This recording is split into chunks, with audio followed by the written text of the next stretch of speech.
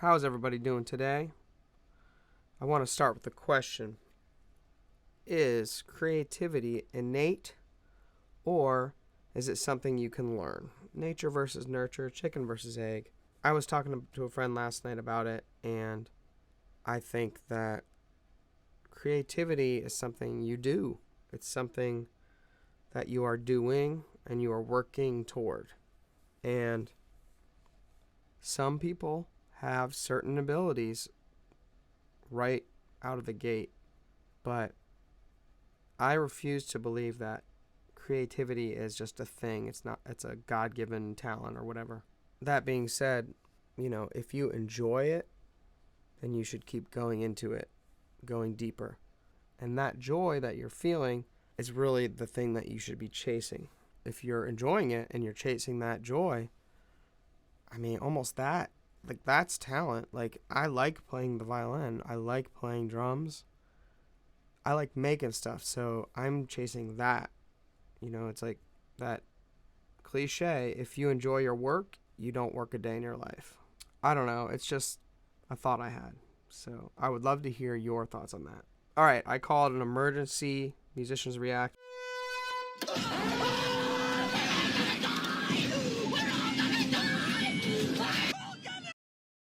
Because I thought this was interesting and I wanted to live react to it. YouTube fed me this video probably because I love Norah Jones, and I do enjoy the occasional Jimmy Fallon clip, though Conan is the GOAT.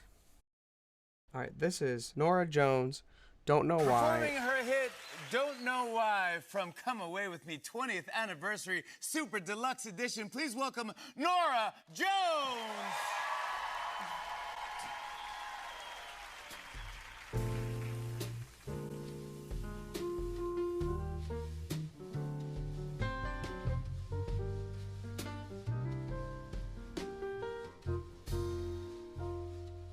Already, I just watched this a little bit before, so I was anticipating it. Bum, bum, bum. Now, that's not how the original track went. It was a lot more soft, a lot less percussive. She's already introducing a different rhythm. I waited till I saw the sun. I don't know why I didn't come. Left you by. A lot funkier groove. The drummer is using The drummer is using brushes, so. House of fun. I don't know why. In jazz drumming, they use brushes, and not just to hit the drum, they use it to kind of produce this loop, this meditative kind of loop, and I think it sounds like ocean waves. So he's keeping that intact, because her original first debut album, this album, was pretty jazz inspired. But she has since kind of moved away from that style. So one of the reasons I wanted to react to it, because I was interested to see what she's going to do differently.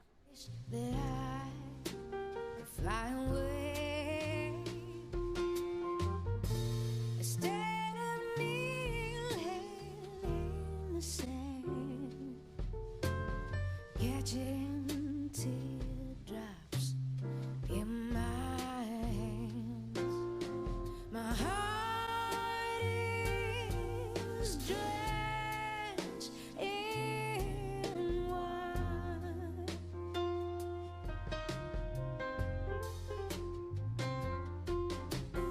You'll be I like that bass.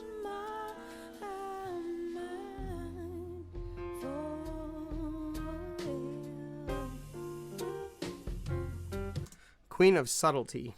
I would say that's what Norah Jones is, and you definitely hear her influences on that piano. I would say kind of like a gospel, like a Ray Charles situation, which makes sense. She did some records with him. out across the endless sea. I would die in ecstasy,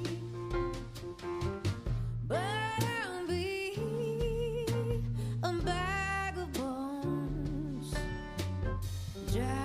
Yeah, I would definitely say she's going for more of a soul thing than the original jazz singer kind of thing. So maybe that would be like, the difference between Aretha and Ella, That's kind of what I would hear from this interpretation, is taking that influence of jazz early on, blending it into more of this soulful soul singer kind of situation. That's kind of what I'm hearing.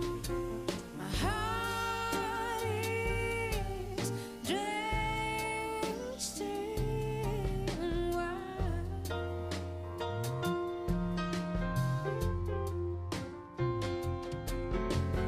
You be on my mind forever.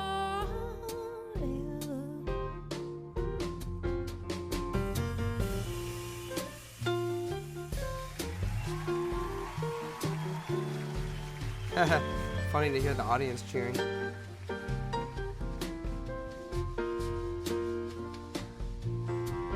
Her piano playing has always been one of my favorites.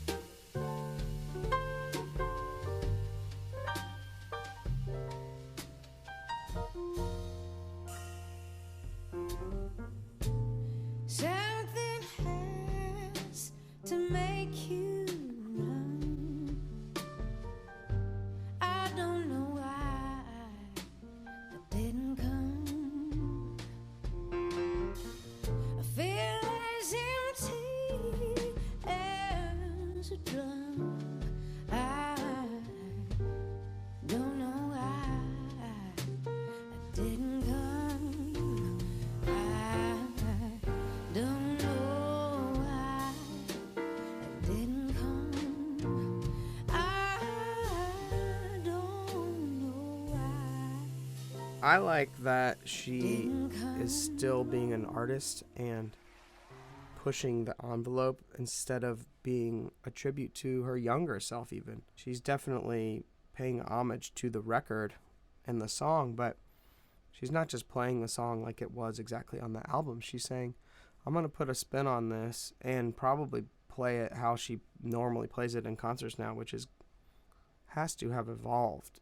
And that's a choice that people have to make at that level. It's like, play the hits. Do you play them exactly like they are, or do you try to interpret them in a new, exciting way? Because as an artist, let's say you're modestly touring 100 dates a year, 20th anniversary.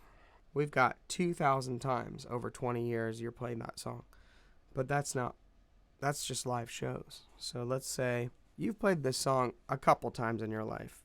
You're going to want to change something about it. Just reinterpreting it a little bit, but keeping the integrity intact in the essence of the song. The drummer's got that brush thing, but he's doing a backbeat, boom, boom, boom, catch, boom, boom, boom, kind of like a funk. It's really like a funk soul thing. You could really hear him doing a strong backbeat on that, but he kept that essence of it with the jazz brushes going the whole time. You notice they have an electric bass player instead of an upright player, which would probably be the way she would have done it in the past. And then one female singer, or two female singers, but one background singer. So we got 1, 2, 3, 4 people, and really a trio instrumentally, and then just a harmony singer. I love Norah Jones, the Queen of Simplicity. My name is Chris Shaw. I go by Topher James. I have a band called Topher James and Biscuit Brigade. If you want to check out what I'm doing, check out my website, topherjamesmusic.com. I released a record earlier this year called Tell Your Story. If you want to support what I do, you can check out patreon.com/topherjames. You can buy a record, bandcamp.com/topherjames, or topherjames.com, topherjames.bandcamp.com. It's one of those things. I have no idea. I heard John Mayer talking about this on a podcast. He said, if everybody bought one record, that would be enough for him, for all the content he provides on Instagram, all the stuff that he does. Just buy one record. Everybody, just buy one record. So I love that thought. I also like the idea of Patreon because even if you're doing $1 a month, that's $12 a year. So that's what you would pay for a CD back in the day.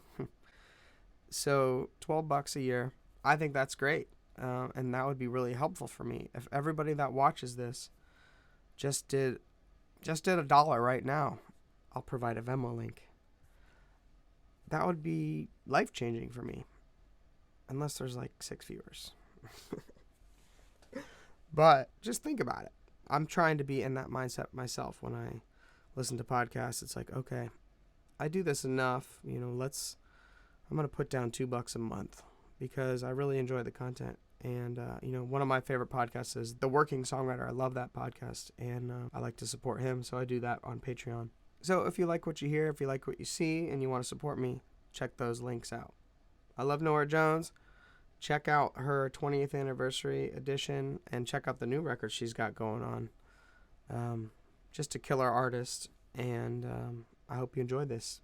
I'll see you guys next time.